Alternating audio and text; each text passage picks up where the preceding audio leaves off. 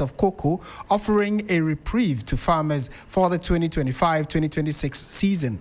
The new price has been set at 3,625 Ghana cedis per bag, equivalent to 58,000 Ghana cedis per ton, effective the 3rd of October, which is Friday tomorrow. This represents a 12.27% increase over the 3,228 Ghana cedis per bag price, which was announced just 2 months ago, which is in August. The decision was reached after a meeting of the Producer Price Review Committee on Cocoa, chaired by the Finance Minister, Dr. Christabel Forson. It has also come 2 days after the world lead producer and Ghana's neighbor, Ivory Coast, increased the producer price to 2,800 CFA, or CFA franc, I should say, per kilogram. This revision means a Ghanaian cocoa farmer will earn approximately 400 cedis more for every bag of cocoa sold compared to the initial price set for the season. The August price was pegged at 70% of the average gross free on board or FOB price for $7,200 per ton on the world market. So the Minister for Finance, Christabel Forson, said that the margins, fees and rates for all other stakeholders, including the Ghana Cocoa Board, will remain unchanged despite the price hike for the cocoa farmer. Let's listen to him and then we'll come and try and get some perspectives to this issue. On the basis of the changes that we have affected to the forecast, the government has taken a decision to increase the producer price of cocoa to 3,625 Ghana cedis per bag, or 58,000 Ghana cedis per ton. This simply means that per every bag purchase, the cocoa farmer is getting 400 Ghana cedis additional.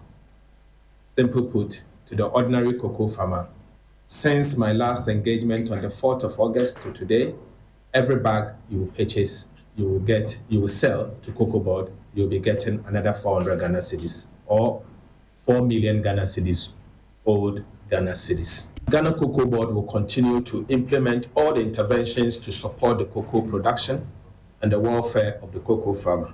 In particular, Cocoa Board will intensify the supply of free cocoa fertilizers, both liquid and granular, free insecticides, free spraying machines, and free fungicides, and free flower inducers to the cocoa farmer. In addition, Cocoa Board is on track to implement the new tertiary education scholarship scheme for children of cocoa farmers in the 2026-2027 academic year. And that's Finance Minister Christabel Forson, Dr. Christabel Forson, giving the breakdown of what the new cocoa price is in terms of how much farmers are going to be benefiting. Let's go to the phone lines now and engage Obed Owusu Adai. He's the co-convener for the Ghana Civil Society Cocoa Platform. Mr. Owusu Adai, good evening. Thank you for joining us on 3FM. Thank you for having me, Martin. We know that in August, government announced cocoa prices, an increment. There was some kind of discontent with the amount that government mentioned earlier. Now we have an addition. So in a period of 2 months, we have an increase again. What has the reaction been generally on the platform and from the cocoa farmers generally? Well, thank you once again, and good evening to your listeners. It is interesting that within a space of 2 months, or actually less than 2 months, there have been increment of cocoa price twice. We said this during our press conference when the initial price was announced, that the price that government was giving us did not reflect the conditions on the ground, and that the dollar rate that they were using at that time, 10.25 rate, was an artificial figure, and that it was not a true reflection of what the economy was. Again, it seems to, it presupposes, or it's beginning to show that Ghana is doing a reactionary kind of policy intervention, that they see that the Ivorians have increased their price so quickly. They are also increasing it so that it prevents potential cross-border smuggling.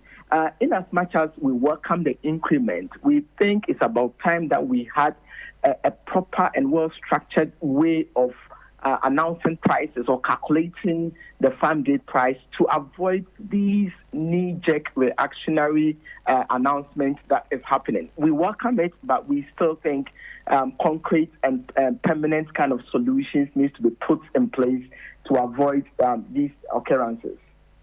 What would the exact figure be? What are, I mean, I'm sure you also have done your own calculations based on all the factors that influence how much a bag of cocoa should go for. From your perspective, how much should the ideal bag of cocoa go for now?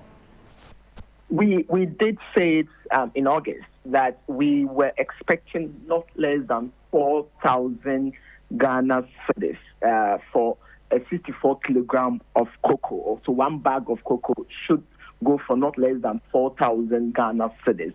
We still stand by it, and in fact, we are even now more justified based on the trend of the dollar to CD, what the dollar and the CD, the mathematics, and then the calculations around it. We still stand by that figure that government ought to be paying farmers not less than 4,000 Ghana cedis per bag of cocoa. We have 2,800 CFA franc for Ivory Coast cocoa farmers. Comparatively, is that higher or lower, or probably on the same scale? Well, so depending on which calculation or the exchange rate that you use, it will presuppose that the Ivorians are paying a bit higher than Ghana. I think this was even brokered by the Bloomberg News portal a couple of days ago, even before this announcement came up, that they were setting the price a little higher than Ghana. But what one needs to also understand is that in Ivory Coast, the price, it keeps changing, and they give ranges. So the price that they have announced is the minimum that the traders need to pay the farmers or the cooperatives. And so unlike Ghana, where it is a fixed price, in Ivory Coast, this price that is announced is the minimum, meaning that based on the competitive advantage of the cooperative and the farmer groups, they can get higher from the traders. That is where the difference is. And maybe my last two questions before you take leave of us. Comparing the current price government has given, have you been able to interact with government, or based on what government has said, are you able to identify what key challenges government is referring to when it says that based on all these economic factors, we believe that this is an ideal amount for a bag of cocoa? Well, some of the challenges, yes, indeed, we have maybe not directly, but we are in the sector, we've been in the sector for a long time, and we know some of the challenges. The fact that cocoa board is indebted to a tune of about $38 billion, and that there is a backlog of unsupplied contracts that they inherited. And we do understand, we know that these problems exist. But even with all these problems of unsupplied contracts that now is almost about 180,000 tons that they need to supply, and also the debt situation of cocoa board, we know that they would want to try and resolve some of these debts by setting the price in such a manner that they can recoup some of the losses. But having said that, the farmers should not suffer because of the incompetencies at the cocoa board. Right. Well, that's a pretty tough one, the way you concluded. And my final question would be that, are there alternatives, or government is the only off-taker?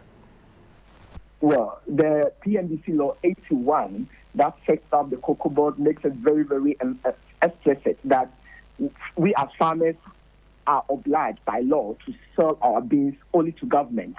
And so there's that monopoly on the part of government of Ghana. And it's only Ghana that this exists. In other countries, there is a hybrid situation, and in some cases, it's a totally liberalized system. But in Ghana, the law just forbids us from selling to, not even to ourselves. We cannot process our own beans, so we have to sell to government. And we think that is why this problem persists. And we are also mindful that if we open the space to other buyers, there could be a potential of traders cheating farmers. So we do know that cocoa board plays a very, very important strategic role in regulating the space, but that should not come at the expense of the farmer.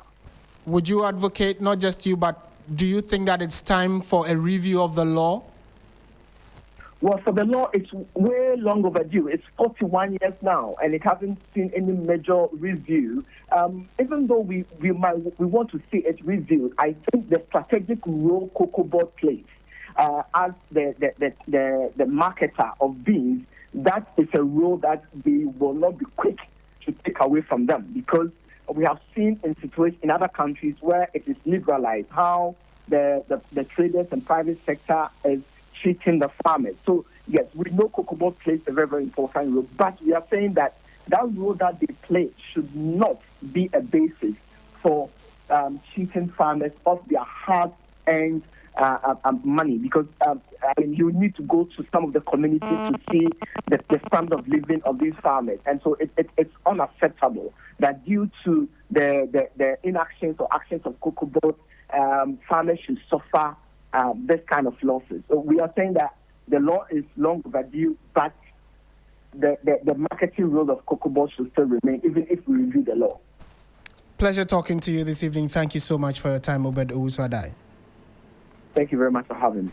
And you heard the co-convener of the Ghana Civil Society Cocoa Platform, Ghana Civil Society Cocoa Platform, and the co-convener is Obed Owusu-Adai, giving us their own analysis and thoughts on this new cocoa price that has been announced by government. Now, every bag of cocoa is going for 3,625 Ghana cedis, and it means that if you sell one of that as a farmer, you're getting 400 Ghana cedis more. And this is in less than 2 months that another upward review has been announced by government. But the farmers say that no, they think that a lot more could still be given them, and they had actually pegged it at a minimum of 4,000 Ghana cedis per bag. That's quite interesting, but we'll see what the general reaction to this will be across the country, especially in cocoa growing regions and communities. This is 3FM 92.7. You're listening to Hot Edition live from our studio here at Desanwe Kanda in Accra. We are shifting our attention to some other stories this evening. And